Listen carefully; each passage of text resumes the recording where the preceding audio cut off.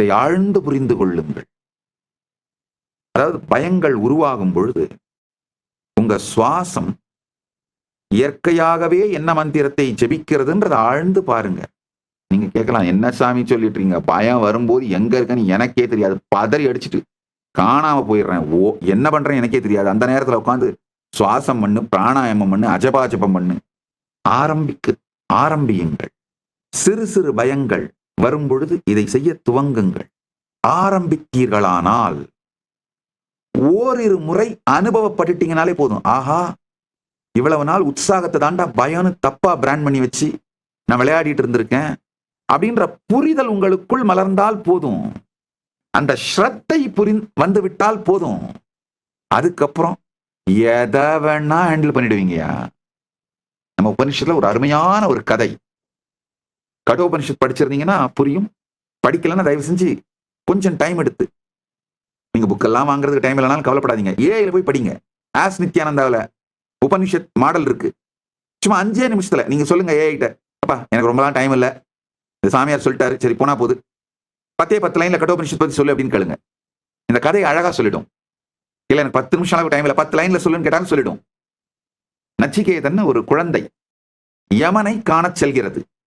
அந்த குழந்தை ஸ்ரத்தா விவேச்ச, உபனிஷத்தை தான் சொல்லுது, ஸ்ரத்தையினால பொசஸ் பண்ணப்பட்டதனால், பேய் பிடிக்குதுன்றல கோஸ்ட் பொசஸ் பண்ணுதுன்னு, அது மாதிரி அவன் ஸ்ரத்தையாலே பொசஸ் பண்ணப்பட்டிருந்தானா. ஸ்ரத்தையினால் பொசஸ் பண்ணப்பட்டதனால, பரமசாந்தத்திலே அவன் நிலை பெற்றிருந்ததனால, யமனை பார்க்கும் பொழுது கூட அவனுக்கு பயமோ, அவனுடைய காக்னிட்டிவ் இன்டர்பிரிட்டேஷன், யமனை பயம் அப்படின்னு காக்னைஸ் பண்ணாம உற்சாகம்னு காக்னைஸ் பண்ணதுனால யமனை கூட அவன் யமனாக பார்த்தான். பிரபஞ்சத்தின் இயமத்தை நடத்துகின்றவர், அவரிடமிருந்து நம்மால் என்ன கற்றுக்கொள்ள முடியும் என்று கற்றுக்கொள்ள துவங்கினான். யமன் பரம ஞானத்தை, பரம அனுபூதியை அந்த குழந்தைக்கு அளிக்கின்றான். அது ஒரு அழகான தத்துவம். மரண பயத்தை கூட ஸ்ரத்தையோடு பரமசாந்த நிலையிலிருந்து அணுகினீர்களானால் மரணம் மரணமில்லா பெருநிலையை அழித்து விட்டு சென்று விடும். மரணம் மரணமில்லா பெருநிலைக்கான துவாரம்.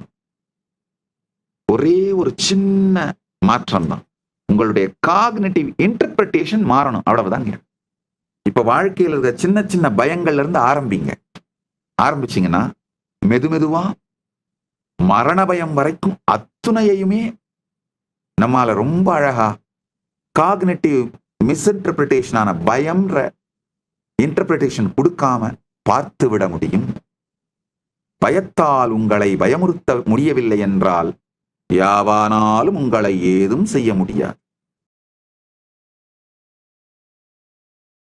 என்னை அழிக்க நினைக்கின்ற, என்னை எதிரியாக நினைக்கின்ற என் எதிரிகளுக்கெல்லாம் இருக்கின்ற ஒரே பிரச்சனை என்னன்னா, என்னை பயமுறுத்த முடியலையேதான்.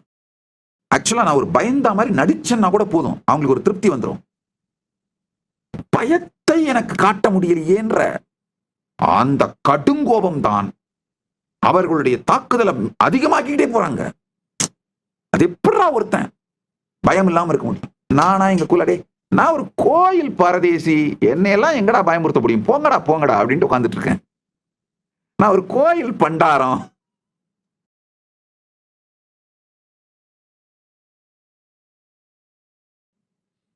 அண்ணாமலையார் கோயில் தயிர் சோறு புளியோதரை, அவரு பிரசாதத்தை தின்னு வளர்ந்த கோயில் பண்டாரண்டா.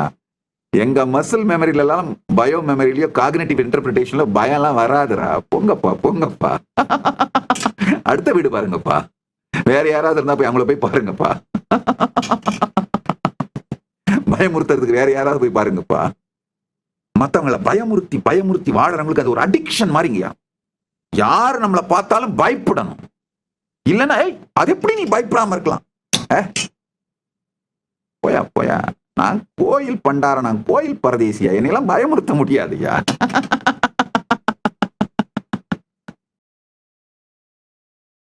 ஆழ்ந்து கேளுங்கள்.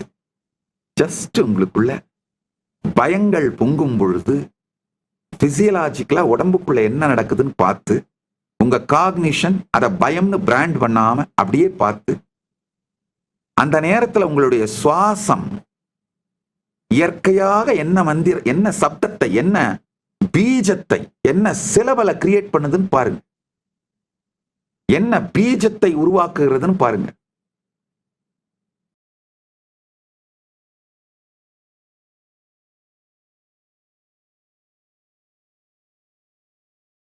நான் சொல்லிக் கொடுக்க கூட விரும்பல. சில பேருக்கு சுவாசம் உள்ள இழுக்கும் போது சான்னு போகும், ஆம்னு வரும். நீங்க கண்டுபிடிங்க. அதுதான் அஜபாஜபம். இந்த அஜபாஜபத்துல மட்டும் இருங்கய்யா. எந்த பயமும் உங்களுக்குள்ள ஒண்ணும் பண்ண முடியாது.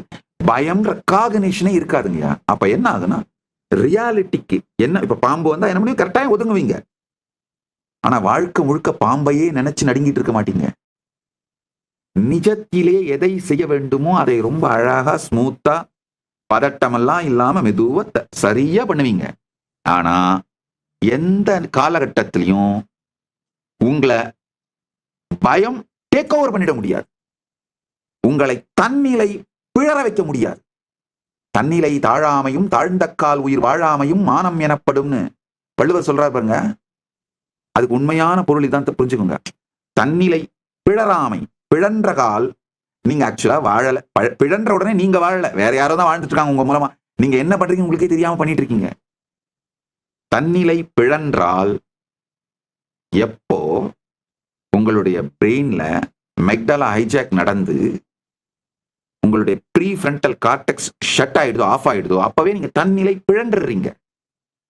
அப்ப ஆக்சுவலா அப்ப நீங்க என்ன ஆக்ஷன் எடுக்கிறீங்களோ அது எல்லாமே உயிர் வாழாமை தான். நீங்க ஆக்ஷன் எடுக்கல. அமெக்டலா ஹைஜாக் நடக்காம உங்க வாழ்க்கையை வாழ்ந்தீங்கன்னாலே சரியான முடிவுகளை பொறுமையா எடுத்துக்கிட்டே போயிட்டு இருப்பீங்க. இப்ப அவங்க என்னுடைய எதிரிகள் என் மேல நடத்தின தாக்குதல்ல இருந்து நான் இன்னும் என்னை காப்பாத்திக்காம இல்ல, காப்பாத்திட்டேன்.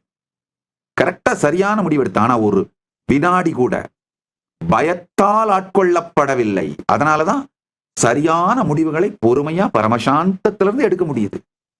பரமசாந்தத்திலிருந்து இயங்க துவங்குங்கள். பரமசாந்தத்தில் இருக்க துவங்குங்கள். நீங்க நினைக்கிறத விட, கற்பனை பண்ணுவதை விட கோடி மடங்கு சாதிப்பீர்கள். கோடி மடங்கு சாதிப்பீர்கள்.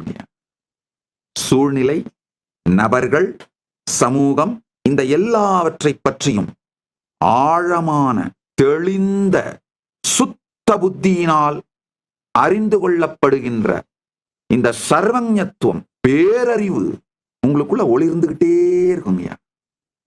மீண்டும் ஒரு முறை கதவை திற, காற்று வரட்டும். பகவான் ஸ்ரீ நித்யானந்த பரமசிவம் அருளும் சிறப்பு நீரலை சத்சங்கம்.